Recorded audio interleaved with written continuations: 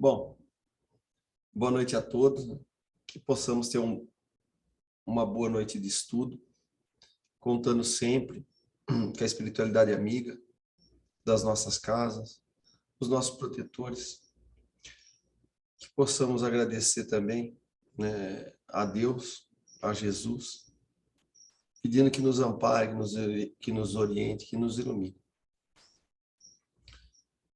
E que as lições e que as inspirações possam se fazer presente, para que a gente possa ir compreendendo o Espiritismo e aplicando na nossa vida.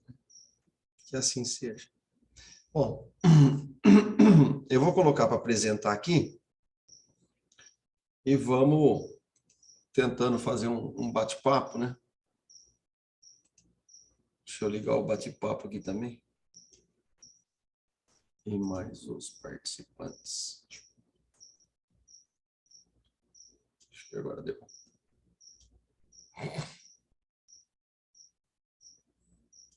Pera aí que tá meio grande aqui a apresentação.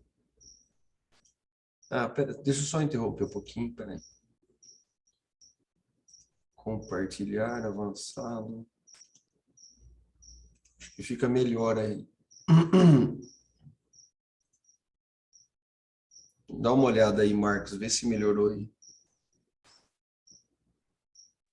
Tá, que vai estar melhor. Apareceu.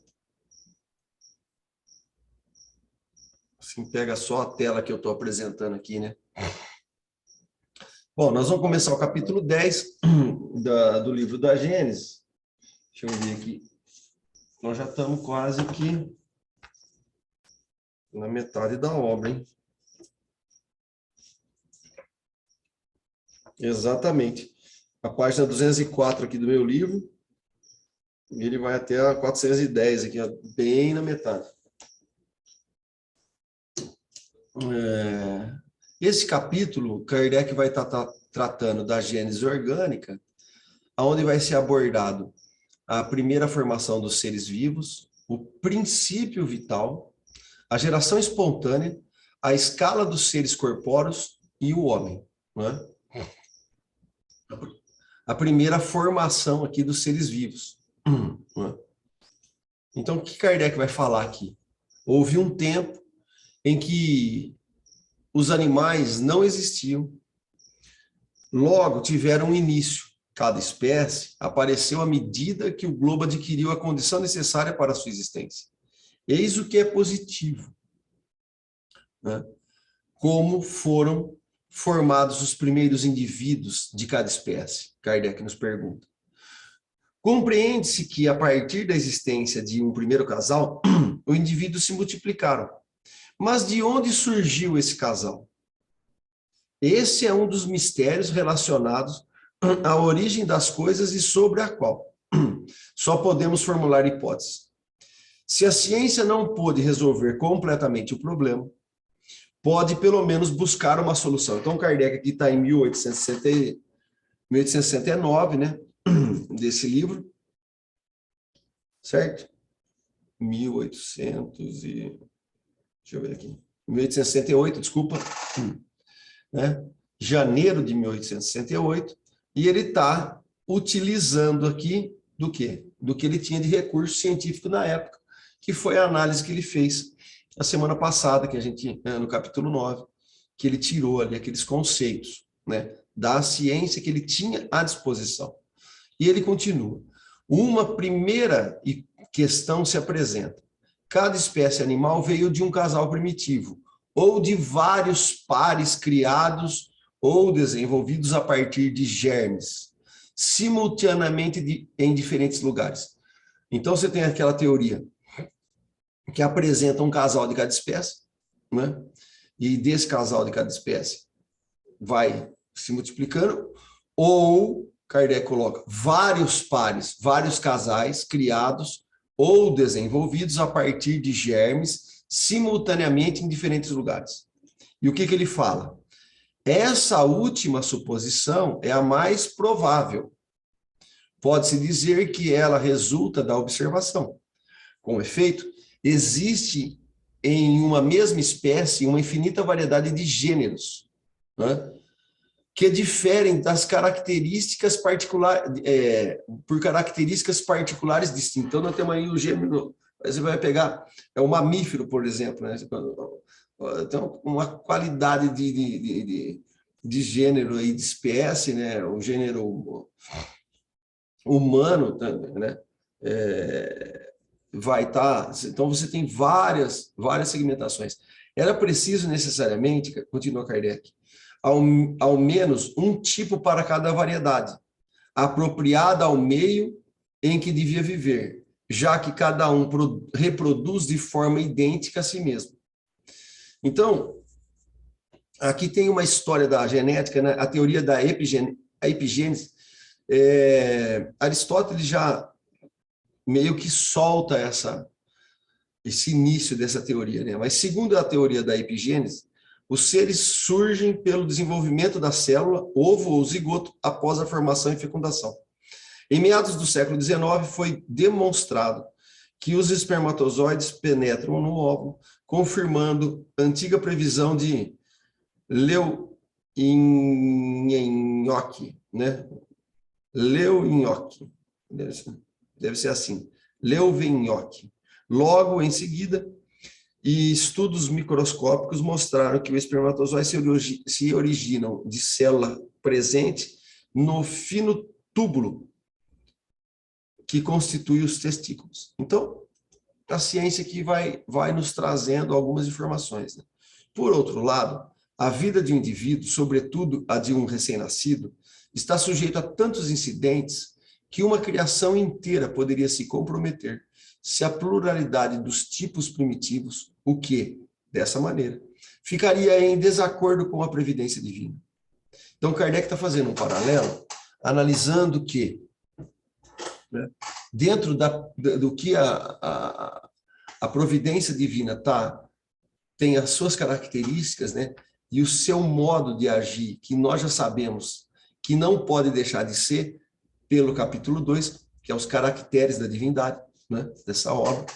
Então, dentro dessas variáveis, Kardec ele vai traçando essa linha de raciocínio. Então, olha, a vida de um indivíduo sujeita a um casal só, né, e aonde esse recém-nascido tem tanto problema, tantos incidentes que ele está exposto, né, que uma criação inteira se compromete se você fizer essa possibilidade, essa probabilidade, né? Então, isso, Kardec fala assim, olha, só por aqui, isso aí ficaria em desacordo com a previdência divina. Além disso, se um tipo distinto pode se formar em um local, não há razão para que não possa se formar em vários outros locais pela mesma causa.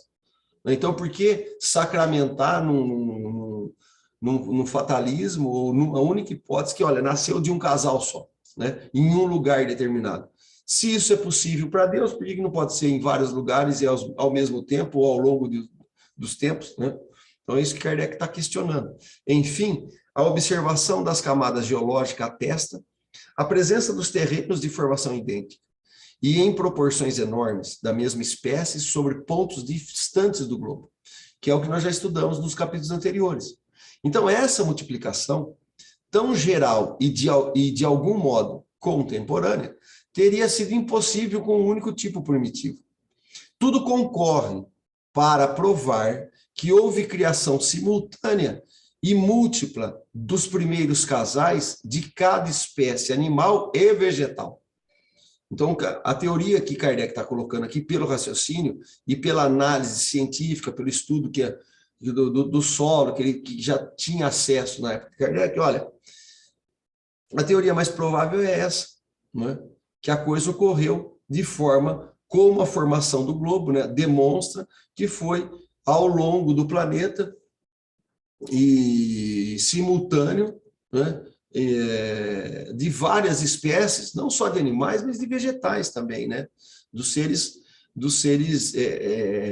com organismo, mesmo os organismos rudimentares, né.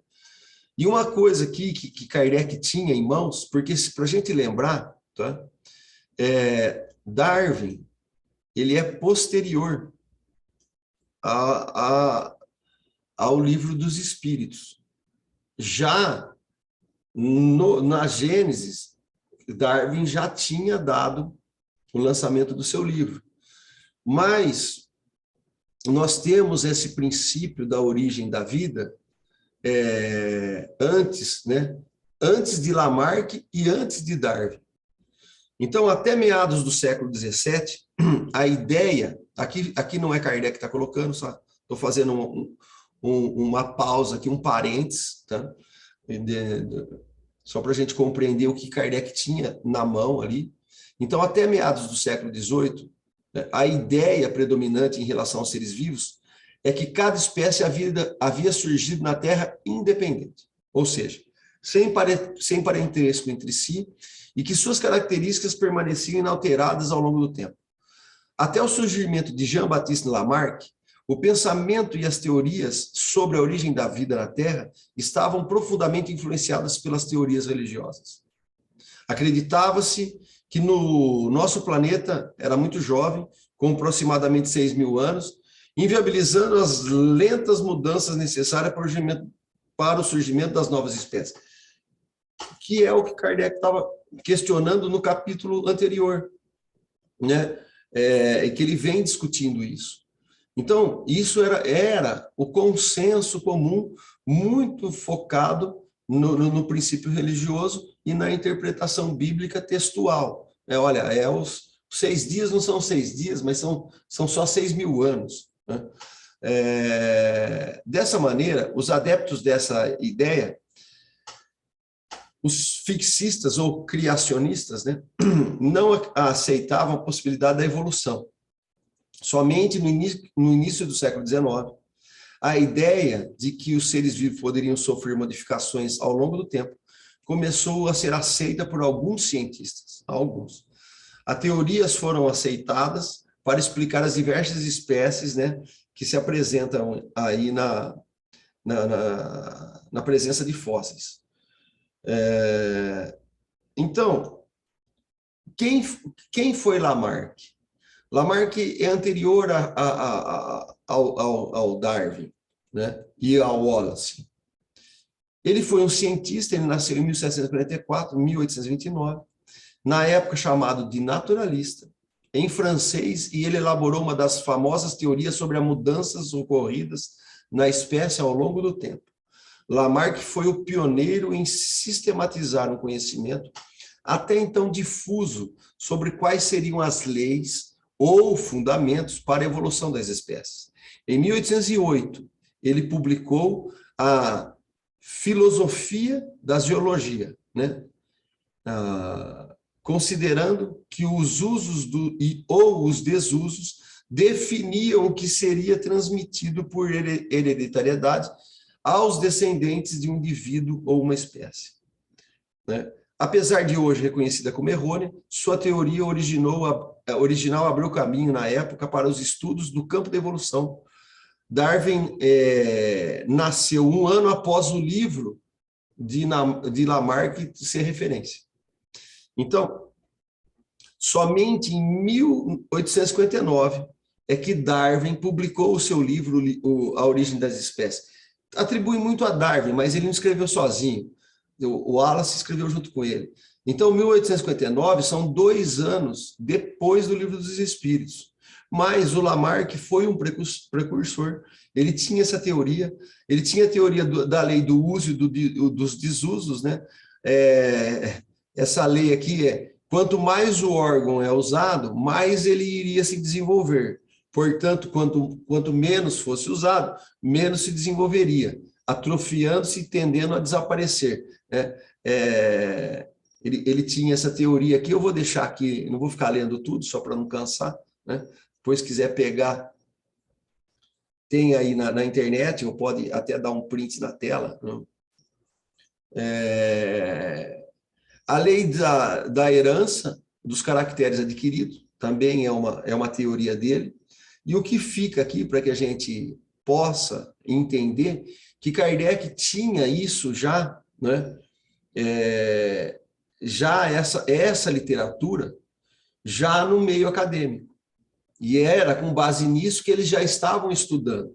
Então, a ciência começa a dar subsídios para Kardec traçar isso que ele está falando aqui, né, para poder dar essa sustentação.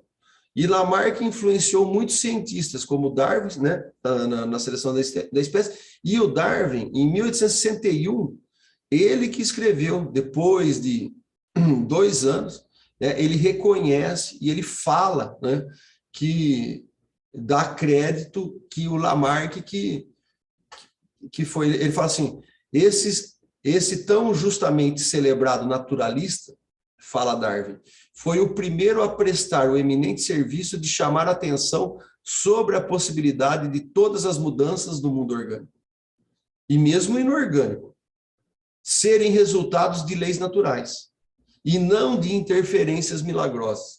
Então, lá na frente, o Darwin reconhece a influência de Lamarck, até nos seus estudos ali.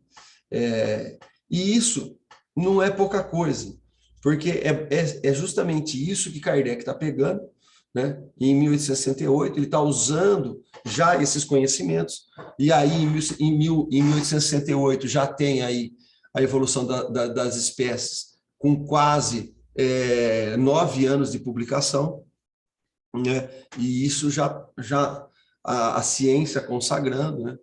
Então, o que Kardec está falando? A formação dos primeiros seres vivos pode-se deduzir por analogia. Então, Kardec está tomando cuidado aqui, ele não está afirmando, ele não está fechando uma verdade. Ele fala assim, olha, vamos analisar, vamos utilizar a ciência e vamos ver a informação da espiritualidade e vamos fazer aí vamos achar uma linha, né, de possibilidades. Então, ele fala assim, ó, pode-se deduzir por analogia da mesma lei segundo a qual são formados e se formam diariamente os corpos inorgânicos. Então, ele está tirando esse raciocínio, não é só dele, ele está tirando de Lamarck, que já falava sobre isso. E depois o próprio Darwin, o Wallace, vem falando, então Kardec vem nessa mesma linha, utilizando essa ciência da época. À medida que nos aprofundamos nas leis da natureza, vemos os seus mecanismos, e que a princípio pareciam tão complicados, simplificarem-se e se confundirem na grande lei da unidade, o que preside toda a obra da criação. Compreende-se melhor quando se leva em conta a formação dos corpos inorgânicos, como o seu primeiro estágio. Então, desse princípio de evolução, Kardec já está, né? Olha, está avançando do mineral ao homem, coisa que ali Darwin não está fazendo essa ponte. Por quê? Porque essa revelação do átomo ao arcanjo, a própria espiritualidade traz. Falando que, olha, quem está certo é o criacionismo ou lá o começo de Lamarck. Então, a espiritualidade está apontando, falou, olha, o caminho mais correto é por ali, né? Então, essa molécula orgânica aqui é uma molécula simples e pequena, encontrada facilmente fora do organismo vivo. Aonde tem essas moléculas? Nas matérias inorgânicas. Em geral, não apresentam átomos de carbono, à exceção de CO2 e CH4. Exemplos, água e sais minerais, né? Então, isso é muito interessante porque, se nós pegarmos aqui a decomposição do corpo humano, né, ele tem isso varia aqui, eu tinha na cabeça que é 65% de água. Essa transparência aqui que eu peguei na internet, ele põe, o corpo humano é composto de 60% de água, né, de 18,7% de protídeos, que é proteínas e aminoácidos, lipídios 15%, sais minerais 6% e glicídios 0,3%. Né? E aí você tem as perdas, né? Pela respiração a gente perde meio litro d'água e 920 gramas de CO2. Pelo suor a gente perde meio litro d'água, 3 gramas de sais minerais, 2 gramas de substância orgânica. Pela urina, a gente elimina, em média, né? Perdas médias, 1,3 litros de água, 27 gramas de sais minerais, 40 gramas de substâncias orgânicas. E pela fezes, a gente elimina já mais meio litro de água, quantidade variável de substâncias minerais. Então, se a gente somar aqui, nós temos 3 litros, aproximadamente, de perda de água. Por isso, da importância de repor, né, o líquido através dos alimentos e da própria ingestão de água, né, e dos sais minerais, né, que é o que vai nos manter, né, com atividade, né? Então, aqui essa figura já é 65% de água, né, 18 de proteína, 10 de lipídios, 5 de carbono e carboidratos e 2% de substâncias aí orgânicas e inorgânicas. Tem alguns elementos aqui, né, 1% de outros elementos aqui na distribuição dos elementos no corpo humano. Então, vamos ter 1% de fósforo, 1,4% de cálcio, 2,6% de nitrogênio, hidrogênio 10%, carbono 23% e oxigênio 61%. Então, se a gente decompor, o que sobra? Sais minerais. Oxigênio, carbono, hidrogênio, nitrogênio, cálcio e fósforo. E 1% de elemento que a ciência aí ainda fica meio perdida para poder resolver. Então, o que a gente recompõe? Nós recompomos isso, né? Esses elementos são os elementos ali que estão na matéria primitiva do processo inorgânico. Por isso que Kardec vai falar assim, olha, é muito mais lógico nós entendermos o processo, né?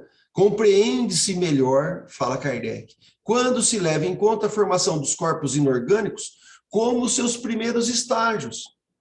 Então, a nossa composição do nosso corpo, ele também vai pegar esses elementos que era lá da matéria inorgânica, né? Então, é isso que ele está trazendo aqui.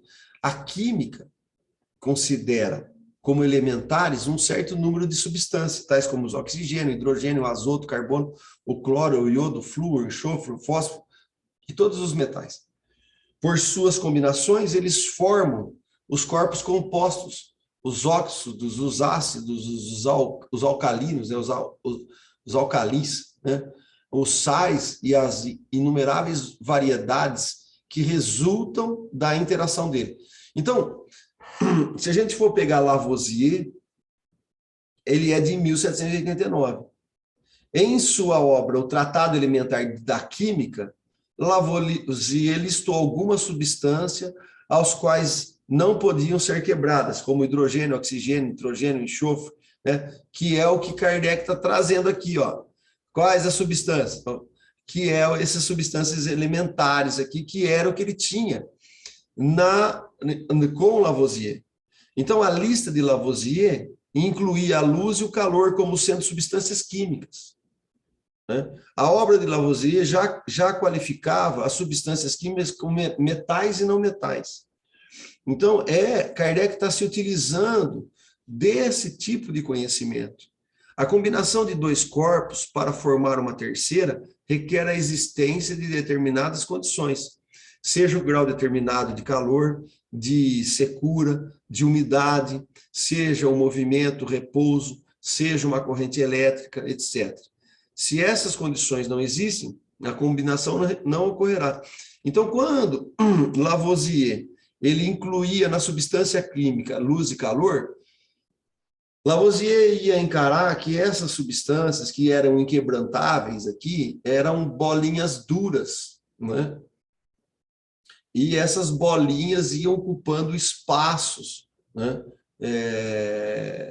Então, você tem um processo de raciocínio, né, que hoje a química ela vem mostrando aqui um desenvolvimento e um caminho diferente, mas era o que se tinha na época, e nós vamos entender, quando Kardec está utilizando essa parte da ciência, como é que era na época dele, para que a gente não possa fazer um anacronismo, né?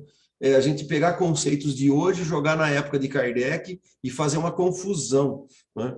Então, precisam tomar esse cuidado. Então, Kardec vai falando para nós, quando há combinação, os corpos componentes perdem suas propriedades características, enquanto que o composto resultante adquire novas, diferentes da primeira. É assim, por exemplo, que o hidrogênio e o oxigênio, que são gases invisíveis, combinando-se quimicamente, formam a água, que é líquida, sólida ou gasosa, conforme a temperatura. Na água não há mais, propriamente dito, hidrogênio e oxigênio, mas uma nova substância. Decompondo-se a água, os dois gases tornam-se livres, readquirindo suas propriedades, e não haverá mais água. A mesma quantidade de água pode ser alternadamente decomposta e recomposta infinitas vezes, né? Então, aqui tem a composição da água, né? Na simples mistura, não há produção de um novo corpo, e os princípios misturados conservam suas propriedades intrínsecas, que são simplesmente minoradas, como no caso do vinho misturado à água. É assim que uma mistura de 21 partes de oxigênio e 79 partes de azoto formam o ar respirável. Da mesma forma que que 5 partes de oxigênio e 2 de azoto produzem ácido nítrico. Então, a composição do ar aqui, Kardec está falando de 21 partes, 79. Na verdade, aqui nós temos 78 de azoto, 21 de oxigênio e tem 1% de dióxido de carbono, né? Vapor de água e outros gases. Então, essa composição. A composição, continuou Kardec, e a decomposição dos corpos ocorrem por causa do grau de afinidade que existe entre os princípios elementares. A formação da água, por exemplo, resulta da afinidade recíproca do oxigênio e do hidrogênio. Mas se colocarmos em contato com a água um elemento que tenha maior afinidade no oxigênio que o hidrogênio, a água se decompõe. O oxigênio é absorvido, liberando o hidrogênio, e não há mais água. Então, você pode fazer a transformação química, né? E os átomos aqui vão se agrupando, né? E formam as moléculas, e a molécula é a menor porção de uma substância que ainda possui a mesma propriedade dessa substância.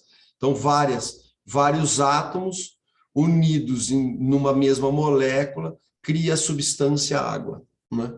Então, é a menor molécula aqui que vai dar a característica da propriedade da substância, que aqui, no caso do exemplo aqui, é a água. Mas, né, Kardec vai continuando, os corpos compostos se formam sempre em proporções definidas. Ou seja, pela combinação de uma quantidade determinada dos princípios constituintes. Assim, para formar a água é preciso uma parte de oxigênio e 2 de hidrogênio. Então, mesmo que se pudesse, nas mesmas condições, que se pusesse, nas mesmas condições, uma porção maior de um ou de outro dos dois gases, só a quantidade necessária seria absorvida, e a excedente ficaria livre. Se em outras condições, houvesse 2 partes de hidrogênio combinadas, com 2 de hidrogênios, né? No lugar da água comum, teríamos o dióxido de hidrogênio, um líquido corrosivo, entretanto formado pelos mesmos elementos que a água, mas numa outra proporção, né? Aqui nós temos H2O2, né? O dióxido de hidrogênio aqui, né? Então, Kardec vai analisando tudo isso. Essa é, em poucas palavras, a lei que preside a formação de todos os corpos da natureza. Inumerável variedade desses corpos resulta de um reduzido número de princípios elementares, combinados em proporções diferentes. Assim, o oxigênio combinado em certas proporções, com o carbono, o enxofre, o fósforo, forma o ácido carbônico. O sulfúrico, o fosfórico, o oxigênio e o ferro formam o óxido de ferro. Ou ferrugem. O oxigênio e o chumbo, ambos inofensivos, dão lugar aos óxidos de sumo, tais como o litargírio, o branco de alvaiade, o mínio, que são venenosos. O oxigênio, com os metais chamados cálcio, sódios, potássios, forma a cal, a soda cáustica, a potássia. A cal, unida ao ácido carbônico, forma os carbonatos de cálcio ou pedras calcárias, tais como o mármore, o giz, a pedra de batimento, as estalactites das grutas, unidos ao ácido sulfúrico, formam o sulfato de cálcio ou gesso, e o alabastro ao ácido fosfórico, os fosfato de cálcio, base sólida dos ossos.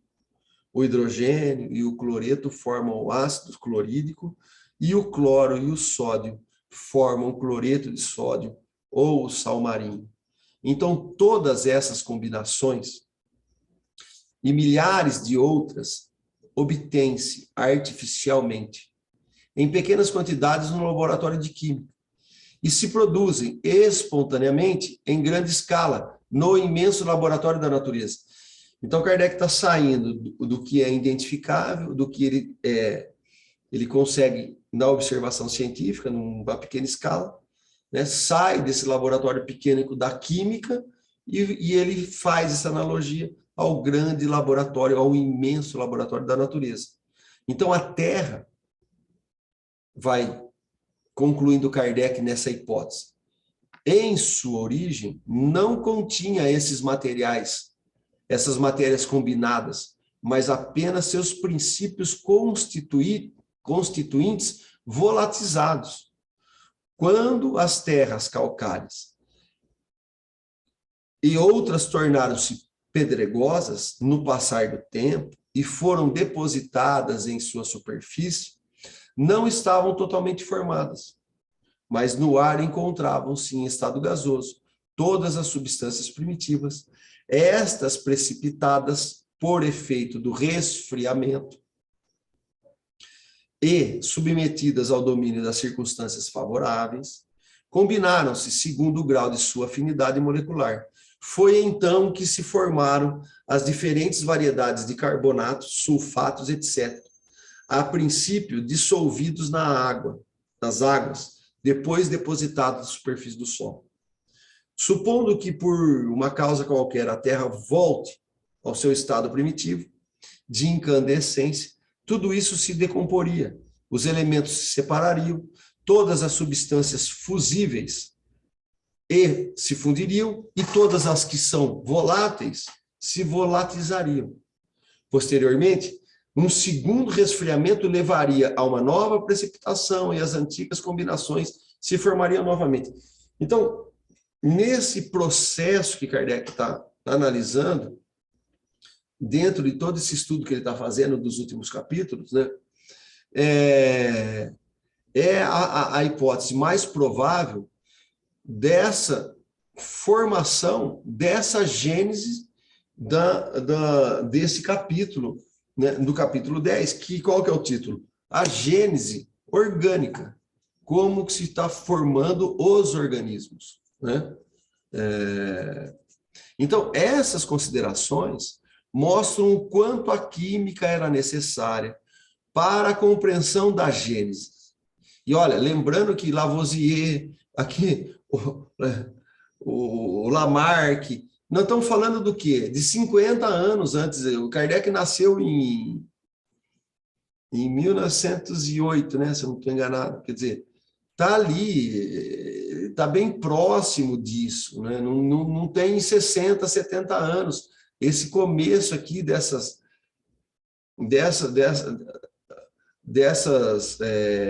desses conceitos científicos. Então, está na virada de 1780, 90 para 1800 e pouquinho e assim por diante, né? Então, está muito próximo isso. E é essas condições e essas considerações que dá a base da compreensão dessa gênese que Kardec está colocando, né? antes do conhecimento das leis da afinidade molecular, era impossível compreender a formação da Terra. E esse processo evolutivo, essa ciência da química, esclareceu a questão de um jeito novo, como a astronomia e a geologia fizeram por outros pontos de vista. Então, toda a parte da ciência está sendo uma ferramenta para nos ajudar a compreender a magnitude de Deus, como que nesse processo evolutivo as coisas realmente acontecem, né? E tirando a miraculosidade, o maravilhoso, né? Muitos conceitos dogmáticos, ou tudo num passe de mágica, né? Tendo um princípio e um encadeamento, né, do processo evolutivo que não dá saltos, né? Ele tem uma continuidade, ele tem uma sequência. Então, na formação dos corpos sólidos, um dos fenômenos mais notáveis é o da cristalização, que consiste na forma regular que certas substâncias assumem ao passar do estado líquido para o sólido. Essa forma, que varia de acordo com a natureza da substância, é geralmente a de sólidos geométricos, tais como o prisma, o romboide é o losango, né? O cubo, as pirâmides, né? Todos conhecem os cristais de açúcar, Candy, os cristais de rocha, essas duas imagens são os cristais de rochas, né? Os silícios cristalizados, que são prismas de 6 faces, né? Que determinam que terminam em uma pirâmide, também é hexagonal. O diamante é carbono puro, o carvão cristalizado, os desenhos que se produzem sobre os vidros no inverno são devido à cristalização do vapor da água sobre a forma da agulha prismática, né?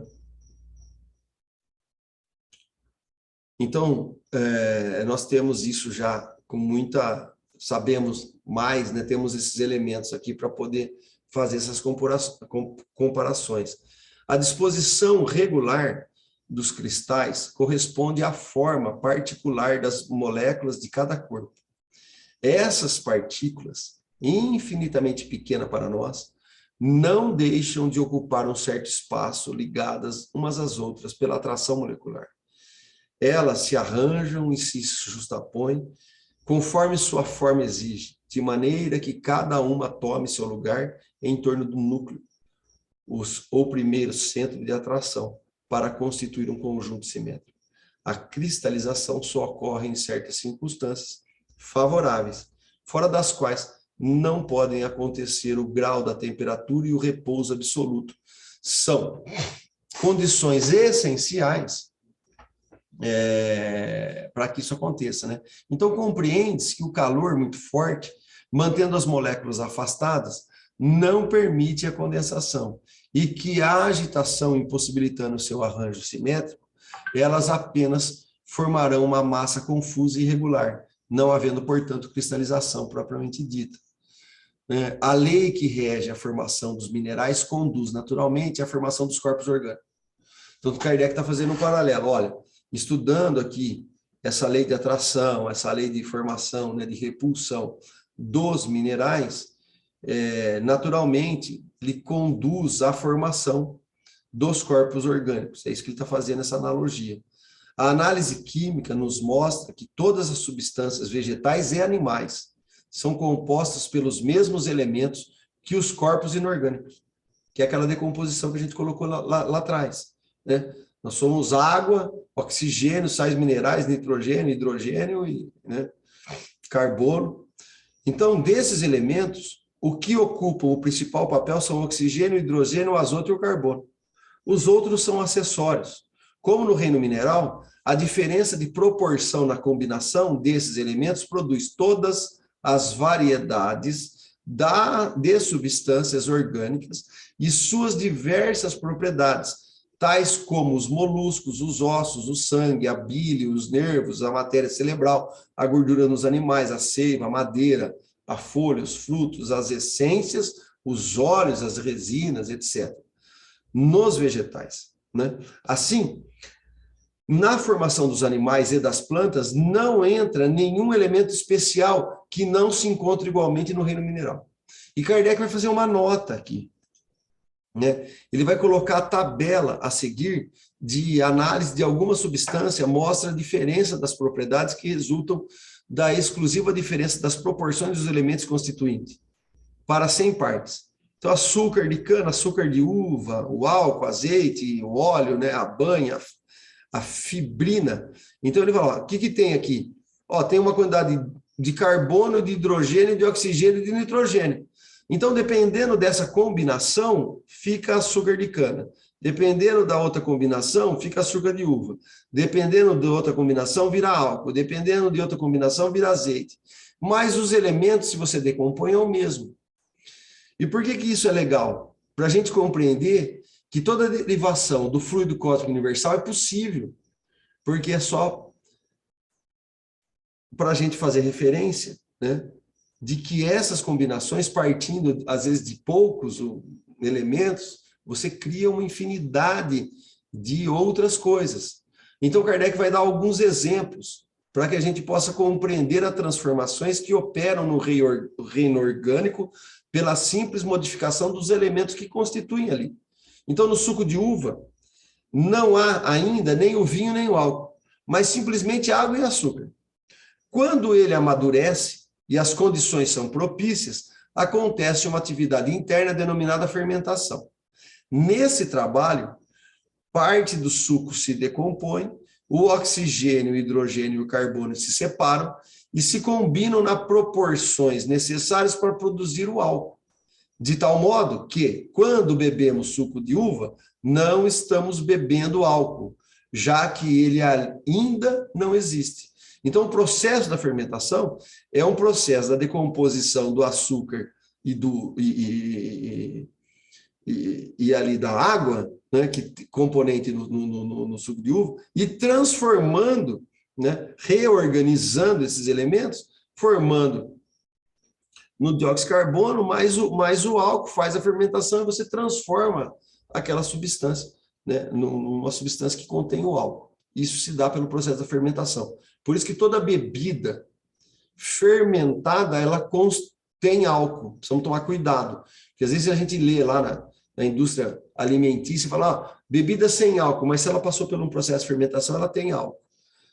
Mesmo que em baixo teor, mas então precisa ficar muito atento. Agora parece que é 0,0 mesmo, mas no começo da cerveja sem álcool era fake, né? Tinha um processo, tinha muito menos álcool, mas tinha.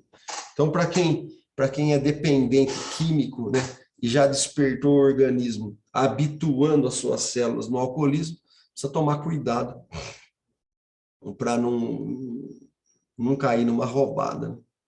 No pão e nos legumes que se comem, não há, certamente, carne, sangue, ossos, bilis, nem matéria cerebral.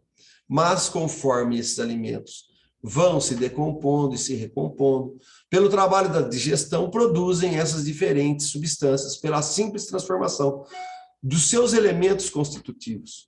Na semente de uma árvore não há madeira, não há folha, não há flores, nem frutos. E é um erro infantil crer que a árvore inteira esteja ali sobre a forma microscópica. Então, não existe nela nem a quantidade de oxigênio, de hidrogênio, de carbonos necessária para a formação da folha da árvore. A semente contém um germe que eclode quando ela se acha em condições favoráveis. Esse germe cresce graças aos nutrientes que tira da terra e dos gases que aspira do ar. Esses nutrientes, que não são os troncos, não são as folhas, não são os frutos, eles infiltram-se na planta e nela formam a seiva. Do mesmo modo como nos animais, o alimento forma o sangue. Essa seiva, levada pela circulação em todas as partes do vegetal, Conforme os órgãos onde chegam, ela passa por uma elaboração, transforma-se em tronco, transforma-se em folhas, frutos, como o sangue se transforma em cabelo, osso, bile, etc. E, entretanto, são sempre os mesmos elementos: oxigênio, hidrogênio, nitrogênio, carbono, azoto, né? Ele não escreveu azoto ali, né? Esses 4 elementos aqui básicos, né? Oxigênio, hidrogênio, nitrogênio e carbono, né? Diversamente combinados. Se nós pegarmos aqui aquela fotinho lá hoje, né, da composição do ser humano, nós temos aqui olha lá, cálcio, nitrogênio, hidrogênio, carbono e oxigênio, né? Os elementos constituintes, né? E Kardec está colocando aqui em 1869. Qual que é aqui? A mesma coisa, né? Então, esses elementos combinados. As diferentes combinações dos elementos para a formação das substâncias minerais, vegetais e animais só podem ser produzidas no meio e nas circunstâncias propícias. Fora dessas condições, os princípios elementares permanecem numa espécie de inércia. Mas a partir do momento em que as circunstâncias se tornem favoráveis, começa um trabalho de elaboração. As moléculas entram em movimentação, agitam-se, atraem-se, aproximam-se, se separam-se, em virtude da lei de afinidade.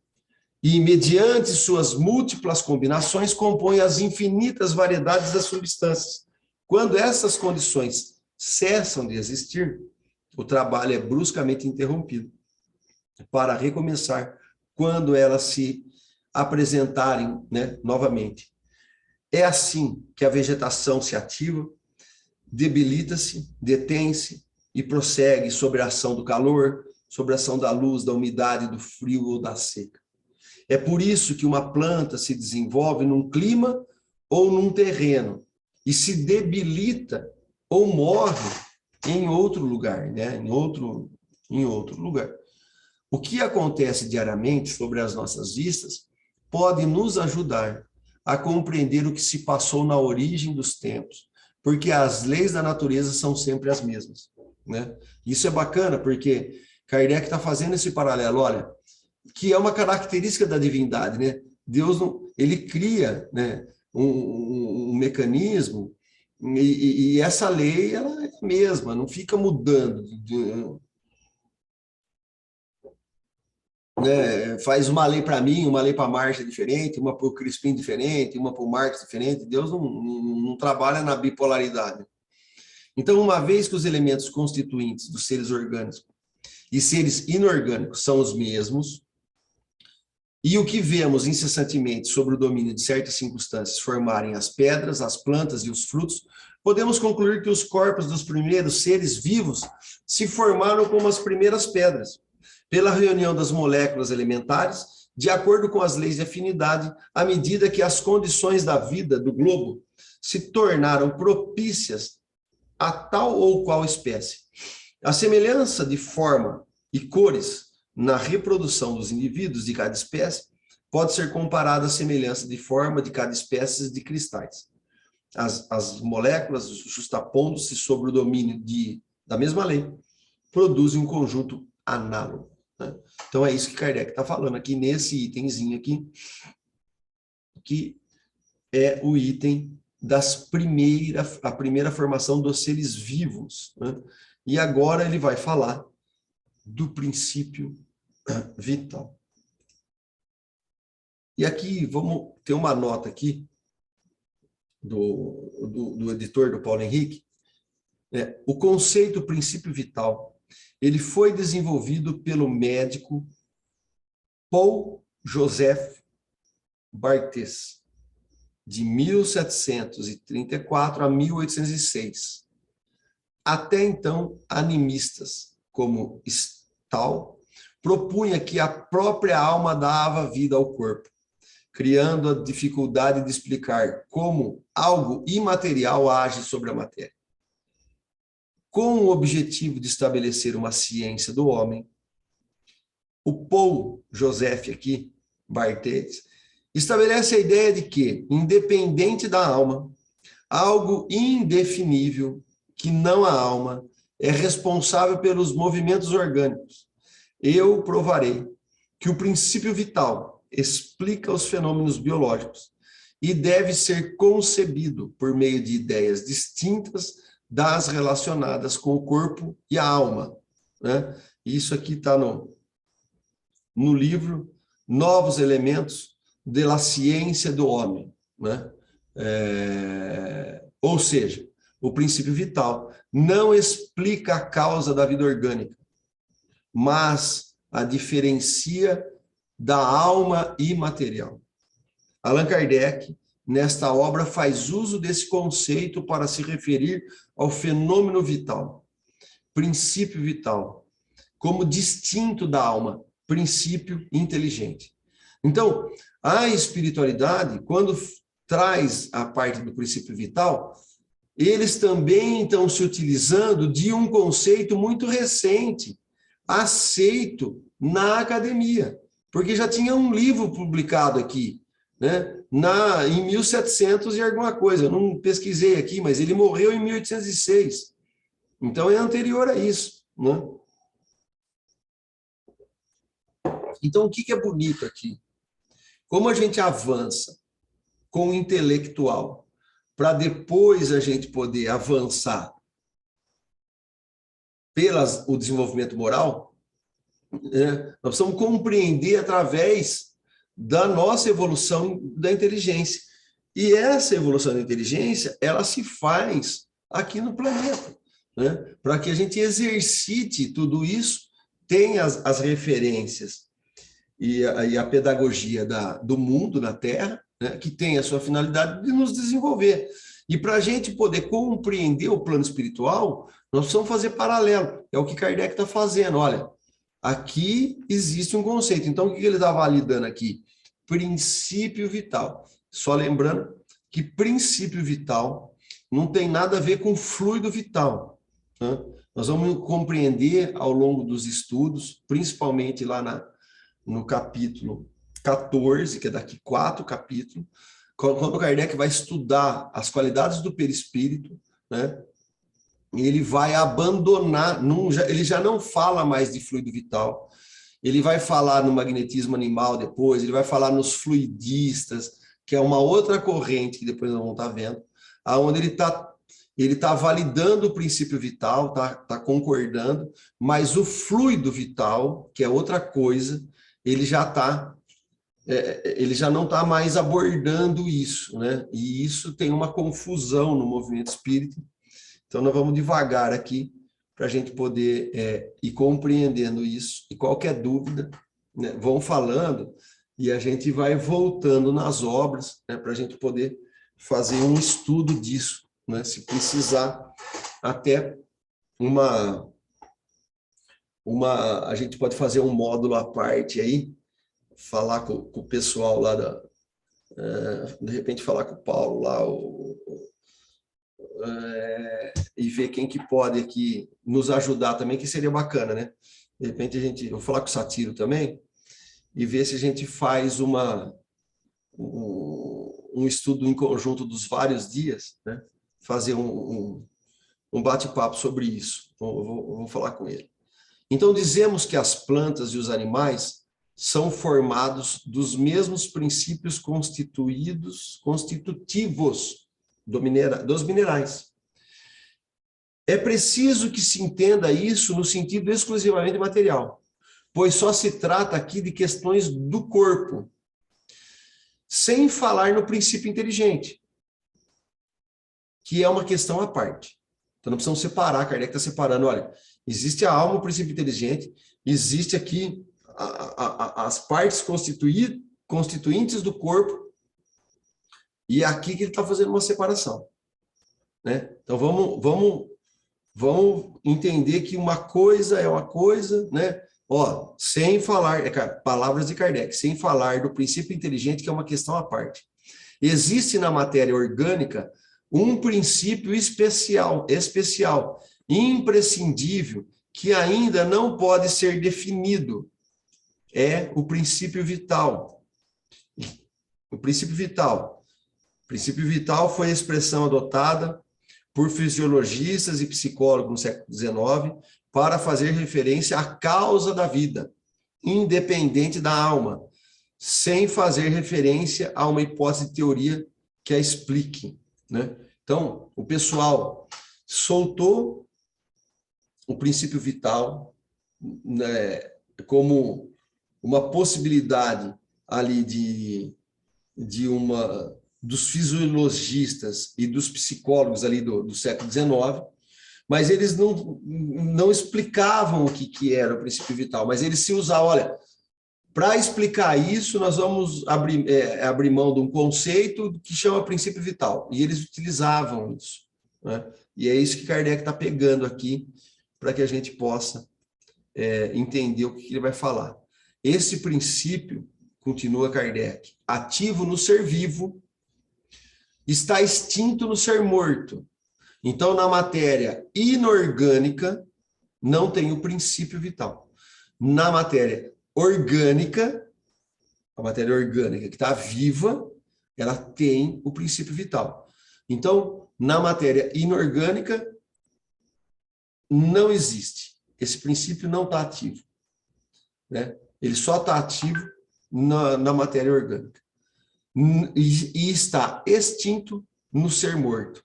Mas nem por isso deixa de dar às substâncias propriedades características que a distingue das inorgânicas.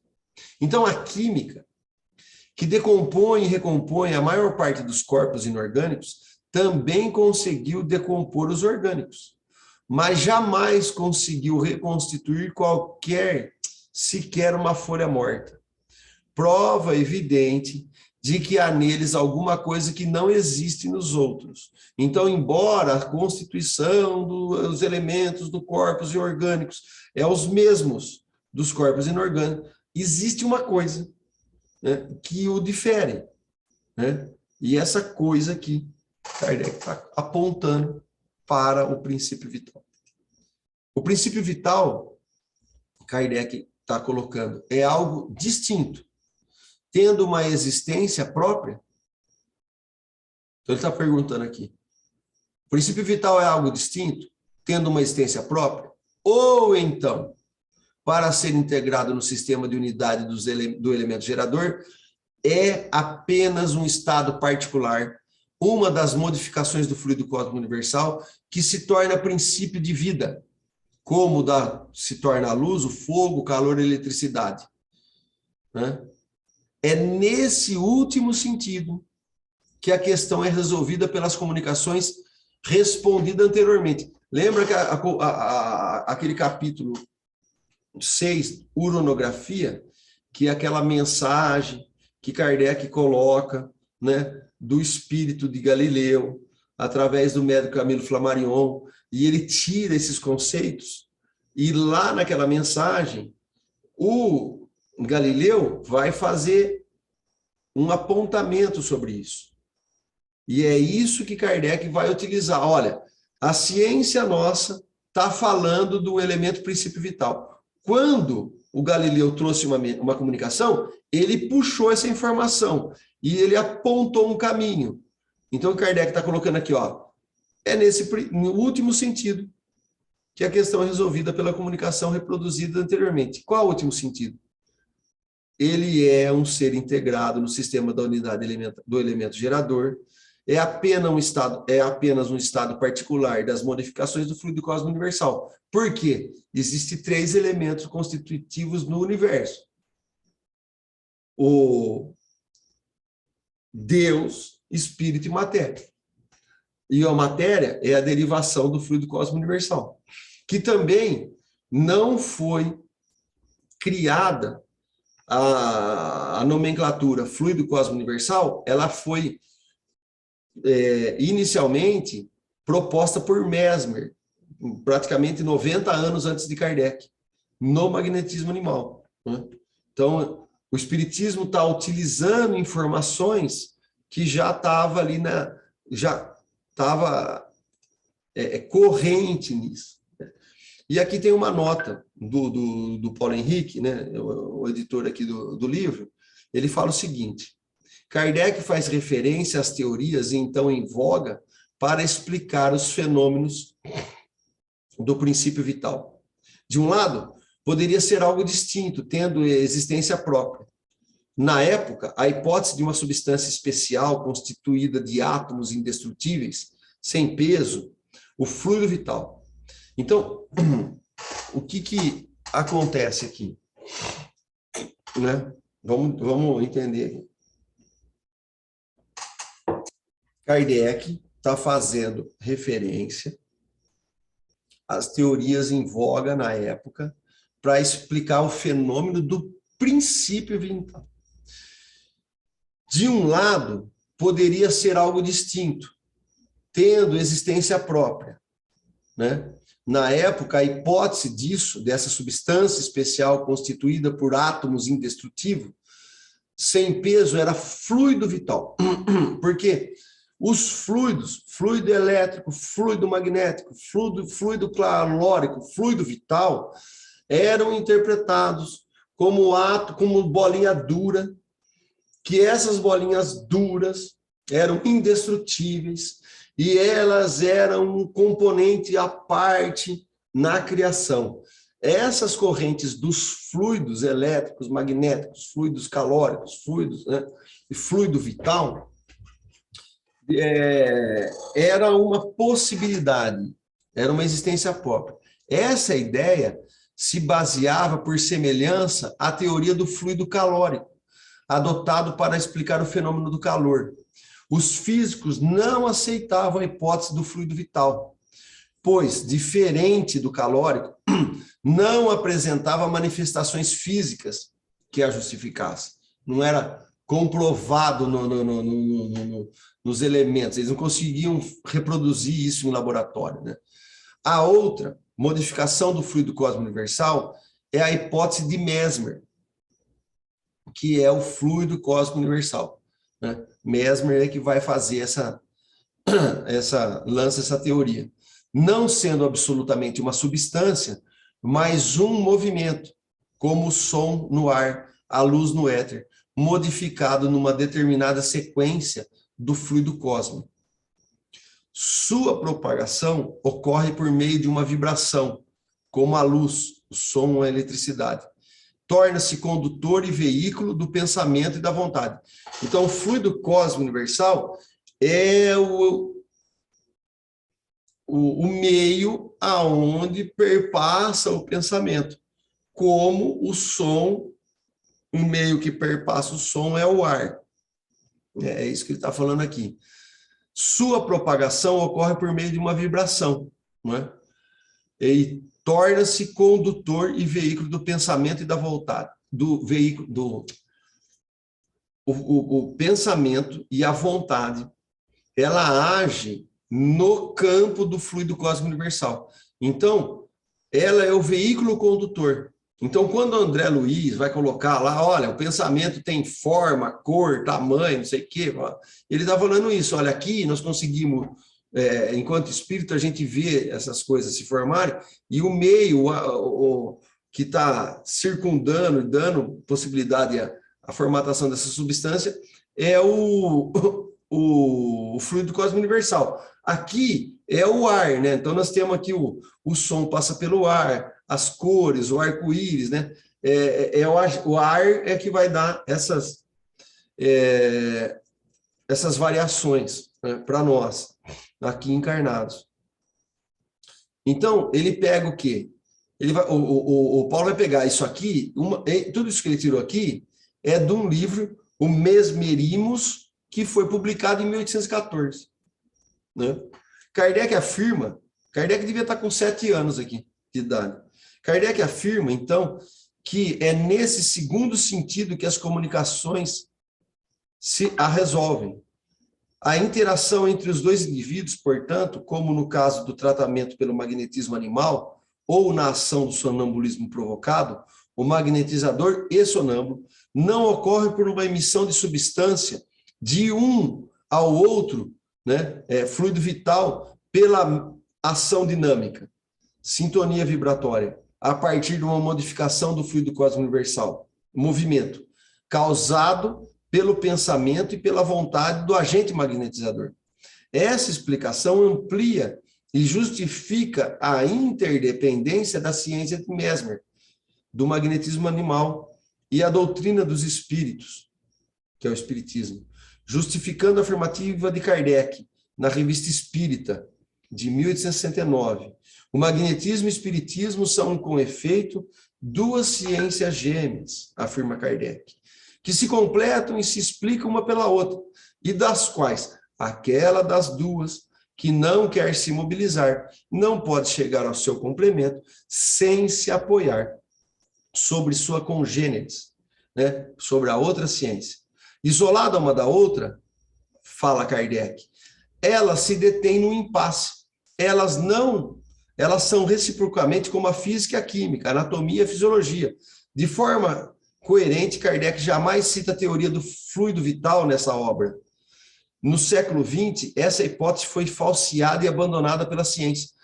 Então, o que acontece? Existia no magnetismo, na época ali, que Kardec estudou o magnetismo 35 anos, uma corrente dos fluidistas. Os fluidistas entendiam que o magnetismo animal era um fluido animalizado, né? Orgânico, que era o fluido vital, que saía da pessoa como uma energia, né? Como um elemento, e esse elemento tocava a marcha, tocava o Marcos Bass, e através desse elemento material, né, da nossa composição orgânica, é que fazia a transformação. O que é contrário à proposta do magnetismo animal de Mesmer. Porque o Mesmer vai falar que o magnetismo, no processo da cura, é através do fluido cósmico universal.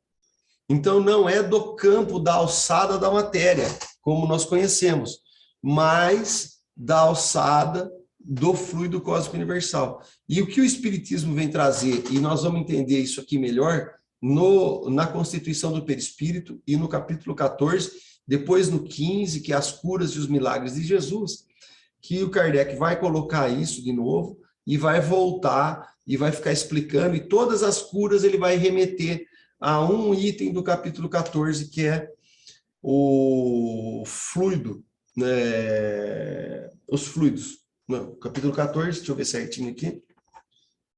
Os fluidos, né? É o nome do capítulo.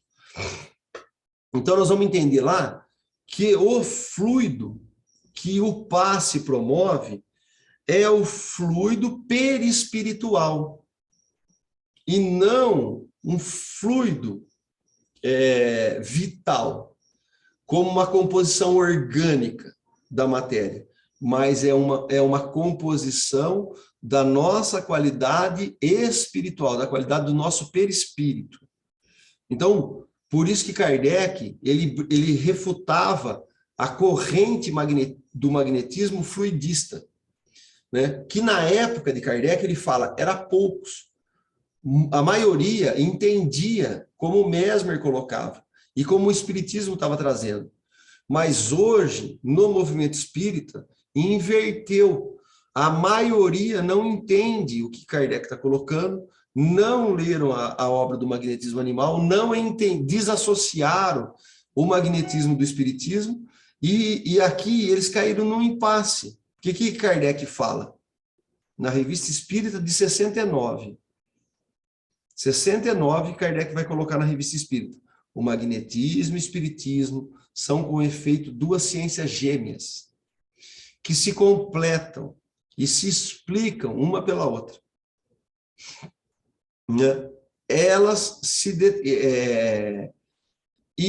explicam uma pela outra, e das quais aquela das duas que não quer se imobilizar. Quais das duas? Ou o espiritismo ou o magnetismo, que não quiser se mobilizar, não pode chegar ao seu complemento, Uma não completa a outra se não se apoiar na sua irmã congênita. Isoladas uma da outra, continua Kardec, elas se detêm no impasse. Elas são reciprocamente como a física, a química, a anatomia, a fisiologia. Então, Kardec está dando um sinal para nós. Se a gente voltar na época do magnetismo animal, tinha mais de 100 livros na França de publicação do magnetismo. Então, Kardec ele não fica explicando muito o magnetismo animal, porque é uma coisa já sacramentada, era uma coisa normal ali. Né? Você pegar dentro das condições da França de 1830, 40, 50, 60, e você ter 100 obras, mais de 100 obras, falando de magnetismo animal, é muita coisa, né? Imagina. Né? Então, era uma coisa assim, era uma coisa que era normal. Mas nós aqui, nós não temos esse acervo. Nós perdemos essas fontes.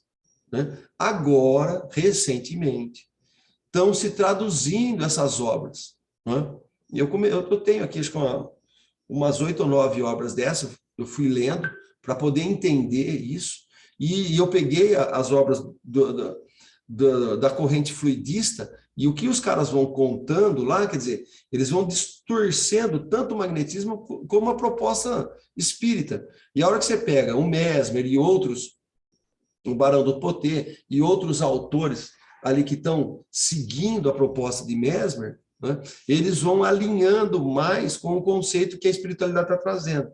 Então, o processo de cura, nós vamos estar entendendo, o processo de passe, o processo dos milagres de Jesus, daqui 4 capítulos, né, Kardec já começa a entrar nisso aí, né, ele vai estar nos explicando, mas nós precisamos agora começar a separar isso, né, o que é o princípio vital, que é um agente ali, uma variação do fluido cósmico universal, e que vai ser um intermediário para a vida orgânica no planeta, né?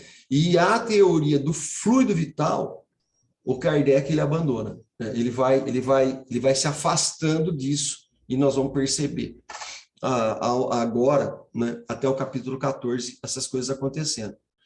Mas seja qual for a opinião que se faça sobre a natureza do princípio vital, o certo é que ele existe, porque observamos seus efeitos, né?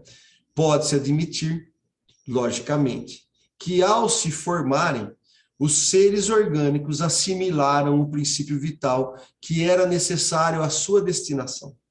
Ou, se preferirem, que esse princípio se desenvolveu em cada indivíduo por efeito da combinação dos elementos, tal como se desenvolveram em certas circunstâncias o calor, a luz e a eletricidade. O oxigênio, o hidrogênio, o azoto e o carbono, combinando-se sem o princípio vital, só formam um mineral ou corpo inorgânico. Então, o que diferencia o corpo inorgânico na Gênesis, daqui, capítulo 10, para a gente não perder a linha de raciocínio, a Gênesis orgânica, tá? E ele está separando a alma aqui nesse momento, de forma didática. Tá? Então, o que diferencia dos corpos orgânicos dos corpos inorgânicos? O princípio vital. Kardec está falando assim, ó, nesse momento, vamos abstrair a alma. Esquece o princípio inteligente. Vamos fazer só essa análise orgânica. Né? Olha, são os mesmos elementos, o mesmo elemento que está no copo aqui, na matéria inorgânica, é o mesmo elemento que está no nosso corpo. Por que um tem vida e o outro não tem vida? O que acontece no meio desse negócio? A diferença é o princípio vital. Né? Então, o princípio vital, modificado a constituição molecular desse corpo, dá-lhe propriedades especiais. No lugar de uma molécula mineral, tem-se uma molécula de matéria orgânica. Então, o organismo, como funcionamento dos tecidos, das células, né, desses órgãos, né, o que dá esse movimento? que dá a possibilidade desse movimento é o princípio vital, né? Que dá essa vida, a vitalidade, né? Então, na questão do Livro dos Espíritos aqui, 63, o princípio vital é o que dá a vida a todos os seres que o absorvem e assimilam, seres orgânicos, né? Nota 121. O sistema da molécula orgânica foi proposto por Conde Buffon. Buffon é de 1778. Las épocas de la... a época da natureza, acho que é isso, não sei em francês aqui. O livro de Buffon, né? Percebe aqui, ó, é tudo no finalzinho da virada do século. Percebe? Olha como que a espiritualidade precisa, né, dessa parte da inteligência e do desenvolvimento intelectual do homem, na sua fundamentação da teoria, da ciência, para poder embasar isso, senão não consegue conversar, né? Então, seriam partículas vivas, indestrutíveis, produzidas pela ação do calor sobre a matéria inorgânica, cuja agregação originaria os organismos. Alimentando-se uns dos outros, fauna e flora consumiriam regularmente essas moléculas, permitindo seu crescimento e sua manutenção. Nos parágrafos seguintes, Kardec vai expor essa teoria de Buffon, como era defendida por fisiologistas do século XIX. Por mais que seja interessante, foram superadas pelo conhecimento atual da citologia e da genética, sendo que as moléculas dos corpos orgânicos são iguais à dos inorgânicos. Além de desnecessária, é falsa a hipótese da eletricidade animal ou qualquer outra substância da vida, né? Então, vamos entendendo isso aqui. A atividade do princípio vital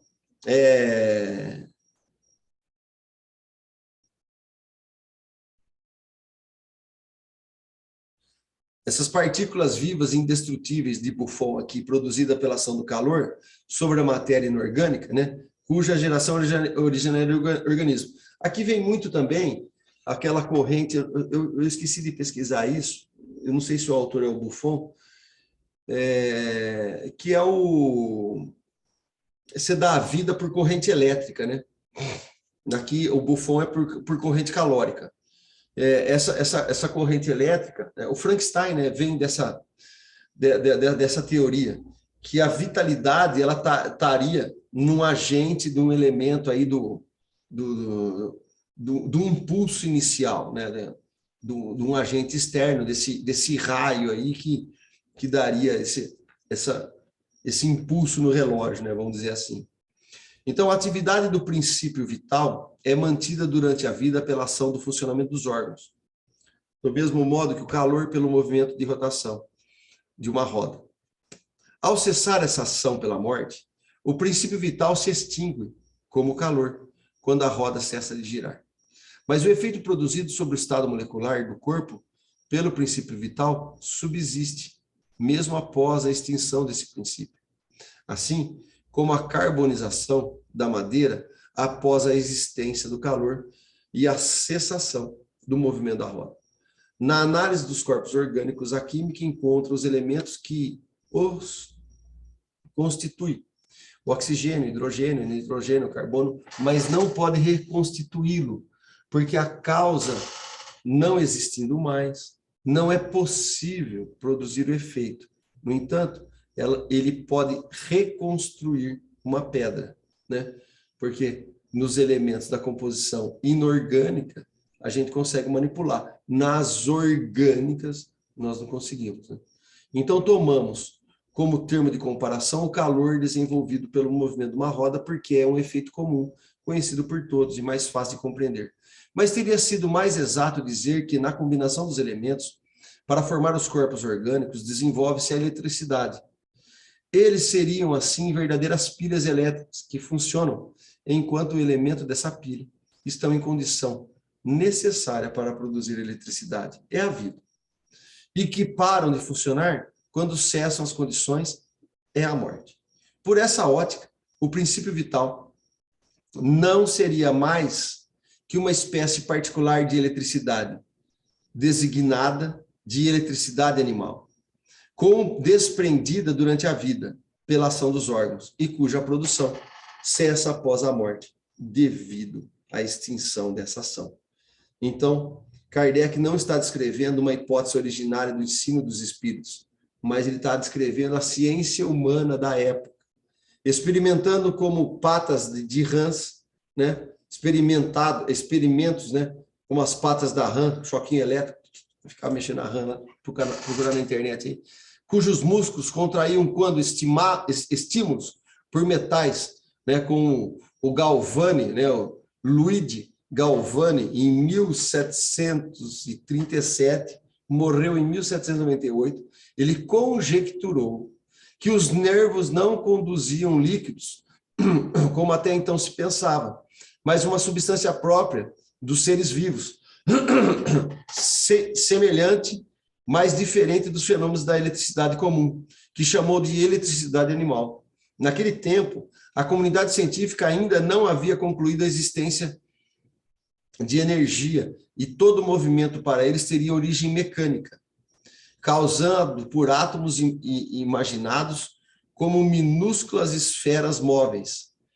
Hoje, sabemos que organismos são compostos de trilhões de células, cuja mitocôndria convertem energias presentes nos alimentos ingeridos.